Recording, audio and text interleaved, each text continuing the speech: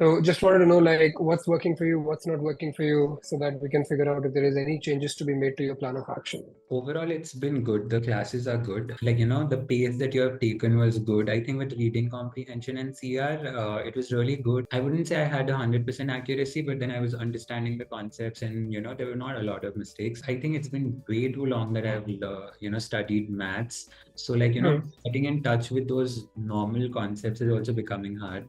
And then using them in a more trickier manner has become a big problem, is what I felt. Very confident that I'll be able to score well, to be very honest, because looking at quants, I think I'm doing horrible. I don't think I'm doing great at it. And No, I think you're too quick to judge yourself, Rishi. It's been around a week, right? And you understand that what we're doing in the class is not a walk in the park for anyone. These are the questions I've cherry-picked that most people struggle with even after years of preparation. Because a lot of people come to me as retakers and they've taken the exam not once or twice, like multiple times, and they've been preparing for 3-4 years. So there is a certain way that you have to understand that will help you to get the breakthrough. It is not about staying in your comfort zone and doing things that come easily to you. It's about really challenging yourself and understanding how the exam is going to be at the highest level if you really want to get to that level. I can only help you understand like what is the shortest way for you to get to the peak, but I'm not promising to make the journey easier for you. It's just that you will not waste your efforts doing things that don't get you the returns that you want. That I'm embarking on something that's genuinely hard, then you actually take it in the right spirit and you don't get bogged down by one difficult question or two difficult questions because your focus is on learning stuff. You will basically start to see radical progress. So one, like everyone has their own set of strengths and weaknesses. Most people are still okay with verbal because they are still in touch with reading on a day-to-day basis. But when it comes to quant properties, formulas, theorems, calculations, we don't do any of those things. Even people who have quant heavy roles at work, even those guys are essentially using formulas and automated stuff to get the work done. Like they're not mentally thinking so much about it. So it takes time for you to break that inertia. In 1 week, if you're saying, I don't think I'm confident of getting the high score, then like you're talking about being in the 1% of the world. You're not talking about being 1% in a class of 50 students you might have in your school or college. So the goal is huge. And if the goal is huge and only 1% people are able to reach there, that's only because like they're able to overcome their self-doubt. Everything on their life depended on getting this exam done with because they could understand the kind of breakthrough that could open up for them. Like those guys showed a level of commitment and consistency that I haven't seen even people who are academically brilliant show. Like I'm firmly confident, like it's not about your IQ, it's not about your background, it's not about the number of hours you're putting in. It is honestly like the first and foremost thing is mindset. Have the mindset in the right place, and trust me, you can conquer anything, and GMAT will just be a walk in the park for you with that mindset. Having a tentative timeline always helps, 100%. But I'm just saying that don't be overly obsessed about the deadline. Because you know what happens, right? Like there are two ways to think about productivity.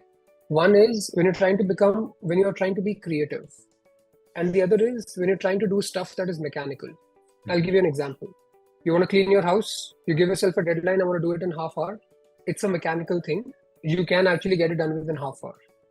But if I say, draw the best painting that you've ever drawn, and I say you have to do it in half hour, then because of that anxiety, your creativity will go out of the window. Yeah. And you'll basically end up doing a shoddy job because you'll constantly keep thinking about, okay, how much time is left? What else can I do? And like the time pressure will keep you from truly immersing yourself in the process. With the GMAT, you're trying to cultivate a certain way of thinking about questions. It's not about solving questions, right? Your job is not to solve questions just for the sake of solving them or getting the accuracy.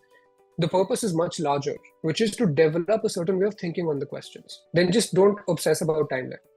If you take 10 days extra, or you take 20 days extra, 30 days extra, in the larger scheme of things, it would not really make too much of a difference because we are talking about the next 20 to 30 years of your career here. It's not like one of those 10th and 12th exams. So because you're talking about the next 20, 30 years of your life, you will realize the gravity of the goal that you've set for yourself. And that will help you to become a little more serious about focusing on the quality aspect. I don't care like how much harder I have to study, but I'll make sure I'm not wavering from the process. I think I am obsessing too much on the time. I think I have to be a little more focused towards the things I'm doing right now.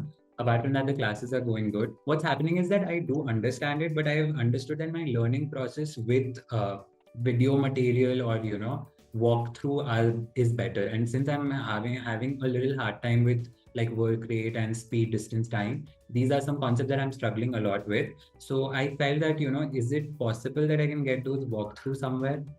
Manhattan guides are already so straightforward that people are able to get that.